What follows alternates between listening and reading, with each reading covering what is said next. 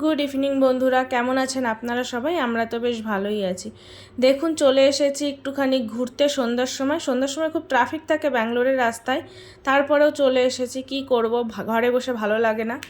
এইখানে একটা দোকান আছে, এখানে পাপড়ি চাট খুব সুন্দর পাওয়া যায়, ভেজ আইটেমই বেশি পাওয়া যায়। বেশি মানে কি, পুরোটাই ভেজ, আর রেস্টুরেন্টটাই পুরো ভেজ। আর খাবারগুলো খুব টেস্টি, আর পাপড়ি চাটটা তো আমার খুব ফেভারেট এখানকার। তারপরে ওইখান থেকে পাপড়ি চাট খেয়ে চলে এসেছি এখানে ট্রেন্ডসে ছেলের জন্য কিছু কেনাকাটা করতে। তারপর এসেছিলাম আমরা ডি ক্যাথল্যানটা এত সুন্দর জায়গায় আর এত বড় প্লেস। আমরা আগে মাঝে মধ্যেই আসতাম, কারণ এখানে কাছে পিঠেই থাকতাম। এখন আমরা একটুখানি অনেকটা দূরে থাকি, তো সেই জন্য এখন আসা হয় না।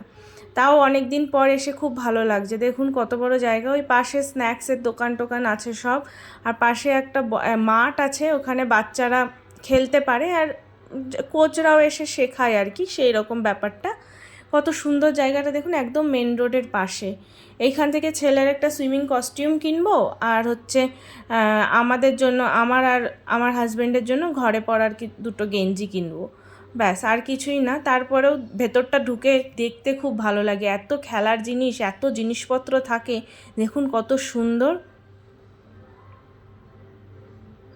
এখানে এসে তো ছেলে আর ছেলের বাবা ক্রিকেট খেলবে, ফুটবল খেলবে, এটা খেলবে সেটা খেলবে। আমি তো আগে এসে সাইকেলও চালাতাম এখানে, কিন্তু এখন আসা হয় না, তো সেই জন্য আর কি করব। দেখুন বাচ্চারা সবাই এখানে খেলাধুলা করছে।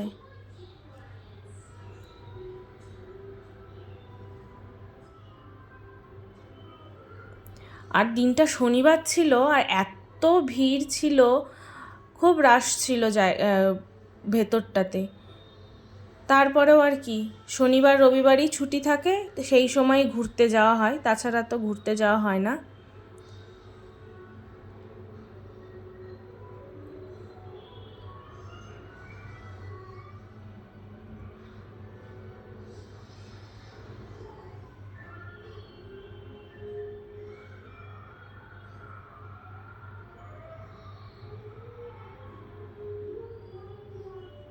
ডি-ক্যাথলনের এই শপটা হচ্ছে সারজাপুর রোডে।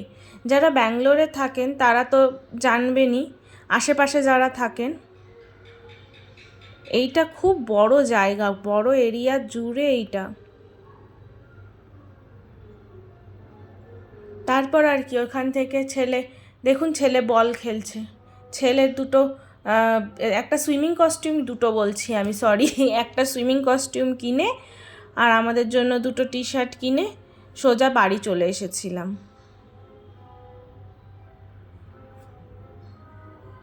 আজকের মতো এইটুকু। Good night. আমার ভিডিওগুলো ভালো লাগলে প্লিজ লাইক, শেয়ার, সাবস্ক্রাইব।